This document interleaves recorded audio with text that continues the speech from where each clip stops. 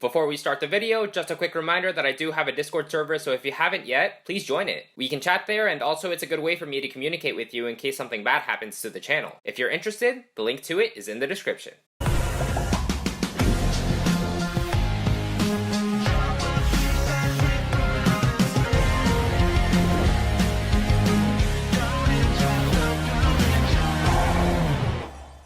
Yo, what's up guys, it's OverlordX and I, and welcome to a new Ninjago video. Season 14 just ended, so I thought that it would be a good idea to sum up my final thoughts on it. What I will do is like an episode review. I'll state my thoughts, the pros and cons, and ultimately, how I would rate the season on a scale of 1 to 10, 10 being the best. Got it?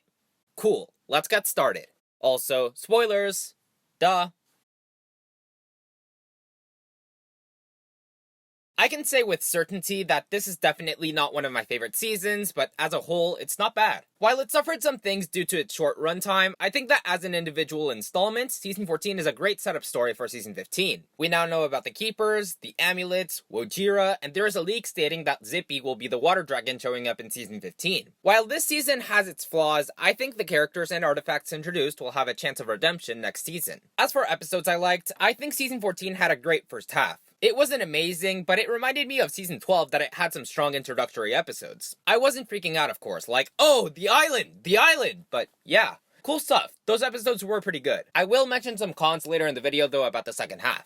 Focus. In my opinion, this is a team season and I'm happy about that. Lloyd gets way too much focus in the series. Again, that is my opinion, and I don't think it is necessary for us to watch another Lloyd season. While Lloyd did have his moments in Season 14, we also watched Jay become the gift for the fake Wojira, and I wouldn't call either of these situations as a proper focus to call it a specific ninja season. Since Season 11, Ninjago fans complained about seasons not interconnecting, but thankfully, we finally saw a permanent consequence this season. Because the Cryptarium inmates were freed in Season 12, some were able to work for Ronin and steal the Keeper's valuables. Hopefully we will get more groundbreaking consequences in the future, but at least this is a start. And of course, the return of Ronin. Ronin has always been the guy to look out for himself, and regardless of him helping out the ninja in several occasions, remember that he put that friendship aside in Season 6 for the money. The same thing happened here in Season 14, so it's fine in my opinion. Ronin is just an anti-hero who helps out if it is convenient for him. The last pro I want to talk about is the use of the Keepers. They were not truly bad guys, and I like Ninjago spicing up their antagonists every once in a while. I will start complaining about this if we see this too often. We last saw a situation like this 2 seasons ago with Unagami, so hopefully this trait does not get repetitive.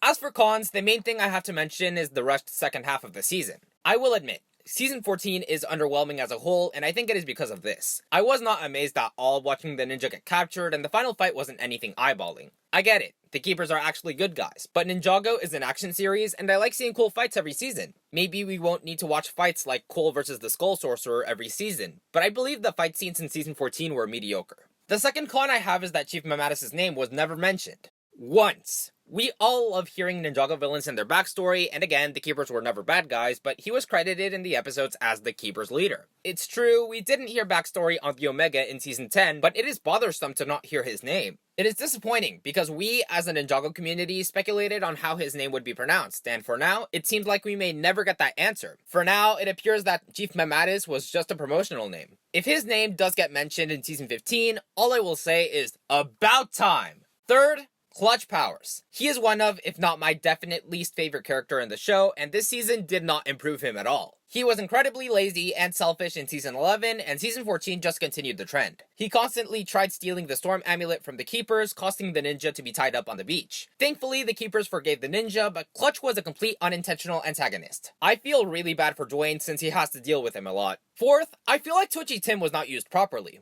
I feel like his presence was a bit forced since he didn't really have a role this season apart from accompanying the ninja to the island. Plus, we never saw him overcome his fear of failure on screen. That was disappointing. Fifth, there were a couple instances of convenient situations. Zippy showed up when Lloyd needed to free the ninja from the Keepers, then Twitchy Tim suddenly appeared to defeat Ronin, already past his fears. I don't think I need to explain this much, but convenient situations are not things I like. Like, how did they show up at the right time? And the last thing to talk about is the possible Wojira retcon. We know that Wojira will return in Season 15, so it is most likely that we will learn more lore on her, but we never heard any explanation for why Nia pronounced the name differently in Season 8. I know, the newer seasons don't typically connect to the previous 10 since it is technically a new show, but still. Hopefully we will get an answer soon, like different cultures pronouncing it in different ways, but it is odd to me that Nia did not say anything about this to begin with. She may not have heard Misako tell Lloyd about Ojira, but still.